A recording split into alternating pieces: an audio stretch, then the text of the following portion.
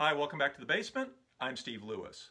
As I periodically do, today I want to go over some of the recent comments that have come in on various videos. If you haven't been reading the comments section on these episodes, I think you're really missing out. We've got a lot of people chiming in with a lot of great information, a lot of really interesting stuff, a lot of really hilarious stuff too, a lot of really wry and interesting observations. So please check out the comments section. And if I don't mention your comment, believe me, it's not that it wasn't appreciated or interesting. I just obviously can't get to everything, so I'm just going to hit a few high points, but really much appreciate all the great comments that have come in. After that, I want to follow up on the Feel Flows box set a little bit. Obviously, I'd only had a few days to listen to it when I posted the initial episode about that.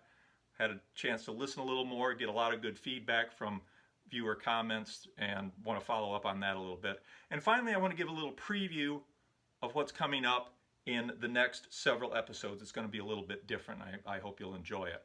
So without further ado, I wanted to mention a comment that came in on episode 66, the Beach Boys album covers, part 9. Matthew Schaefer pointed out that there is yet another pre-1979 album that has illustrations for each one of the songs the way the Beach Boys' Light album did. And that's The Ventures Play Telstar, The Lonely Bull from 1963, which has little individual illustrations next to each one of the song titles on the front cover. So the list keeps growing, and I believe that's the earliest example we've seen of that kind of illustration for each individual song. Thanks for that, Matthew. Elsewhere, viewer Aquaman van Vloezerhoffen, and I hope I'm pronouncing that right. I have trouble with those Dutch pronunciations, so I hope Aquaman is correct. Aquaman pointed out, that the cover of Pacific Ocean Blue has always reminded him of the Shroud of Turin, and I think you have a really good point there, Aquaman. I can really see that. I sure hope the History Channel doesn't get wind of that, because they'll turn that into an entire series. Could it be that the shroud represents the drummer from the Beach Boys? Anyway, thanks for the comments, Aquaman. I really got a laugh out of that. In the episode 76 about Blondie Chaplin's Between Us album, Liam McCann shared some really interesting comments about Anton Fig flying to California to have Brian record backing vocals for Hand on My Shoulder from his Figments album. Anton told Liam that they asked how many harmony parts he wanted from Brian, and he was too nervous to ask for more than 3, which is something I could certainly understand. Those 3 harmony parts from Brian certainly sound great, though, on the album. Liam also built the digital audio workstation that the Between Us album was recorded on, and says that most of it was recorded in an apartment in Midtown Manhattan. You should check out Liam's full comments on that episode, and thanks for passing that along, Liam. On the next episode, number 77, about the Little Girl I Once Knew single, George Heehan passed along that John Lennon had great praise for the single in a December 1965 issue of the UK paper Melody Maker, where he said he hoped the single would be a huge hit. Burlington Bill 1 took the time to post the entire John Lennon quote in the comment section on that episode, and you can read it there. It's quite interesting. Thanks for that, Bill. You know, one of the things I always admired about John Lennon was he seemed to not have the slightest whiff of professional jealousy about him. He was always full of high praise for other people's work that he admired.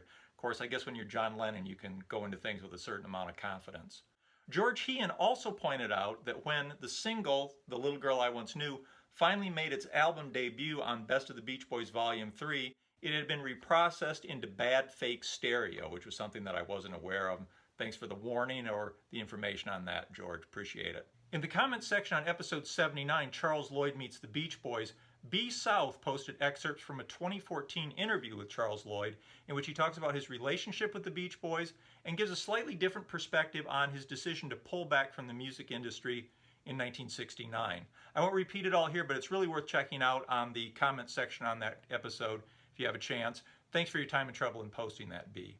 On episode 81, the Beach Boys album covers part 10, I said that I thought the Beach Boys 85 cover was particularly bland for what was hoped to be a comeback album. Robert Zastro pointed out quite correctly that pretty much every Beach Boys album since Pet Sounds has been meant to be a comeback album. That point is well taken, Robert. Thank you. On the Surfin' USA episode, episode 83, viewer Michael Teggio pointed out that the Dick Dale number is called Miserloo, not Miserloo as I was pronouncing it. Daddy Bog also chimed in with that information.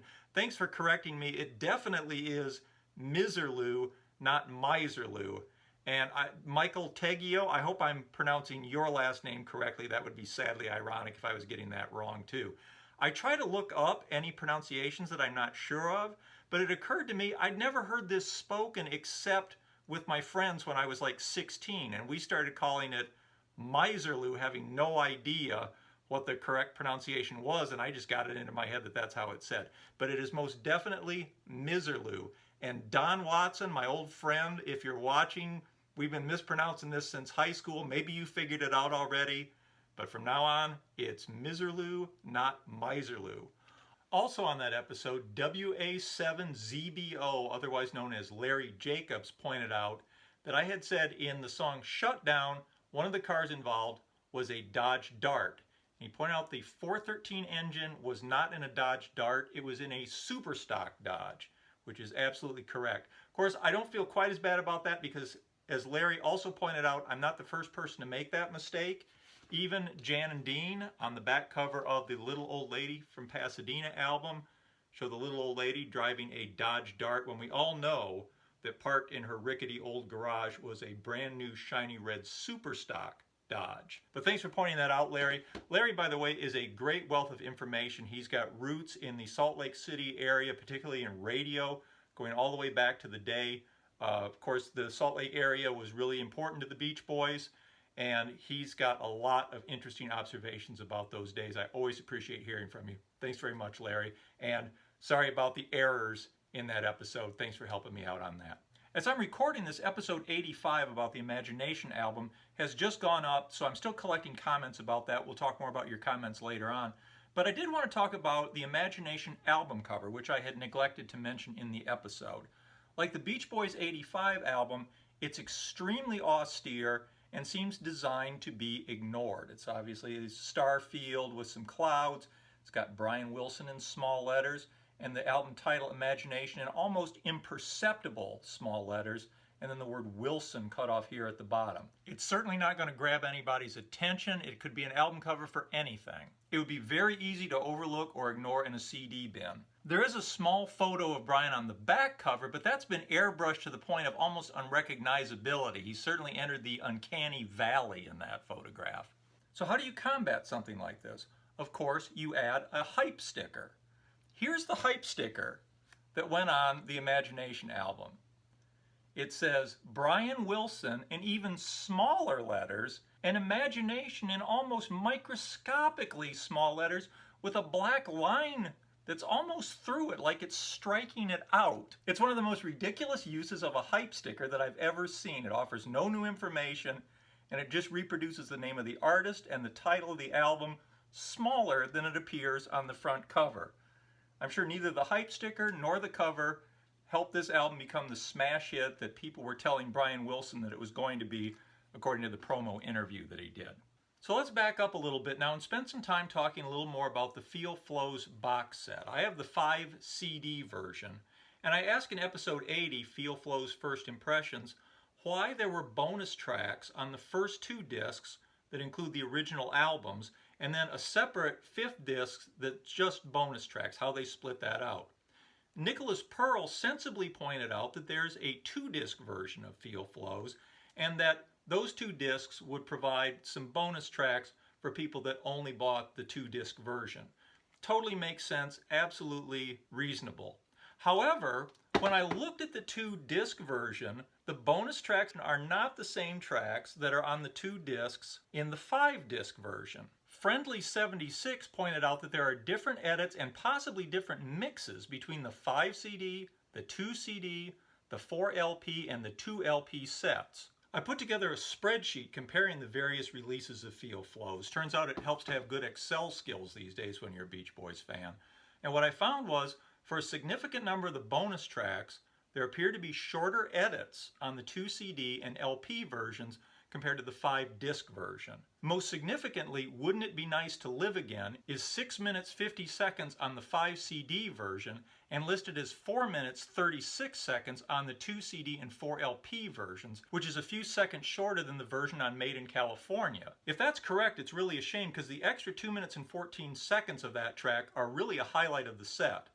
Also, the medley All My Love and Ecology appears to be 50 seconds shorter on the other releases. Most of the rest of the edits appear to be less than 30 seconds different. The only track that I found that appears to be shorter on the 5 CD version is the live version of It's About Time from 1971, which is listed as 3 minutes 45 seconds on the 5 CD version and 3 minutes 54 seconds on the other releases. Now that could be a typo. I know sometimes these timings on album covers do include typos and errors, but if that's the case, if you get the 5 CD version, you're apparently missing about 9 seconds of the live version of It's About Time. Don't have any idea what that 9 seconds entails. I haven't heard any of the vinyl versions, but viewer William tells me that at least the 4 LP version sounds terrific. As to the music itself, Jason Terry and Marco Falzone also commented that that extra 2 minutes plus of Wouldn't It Be Nice to Live Again is a real highlight. And it really makes the Made in California edit, to my ears, obsolete because it's missing this really beautiful passage at the end.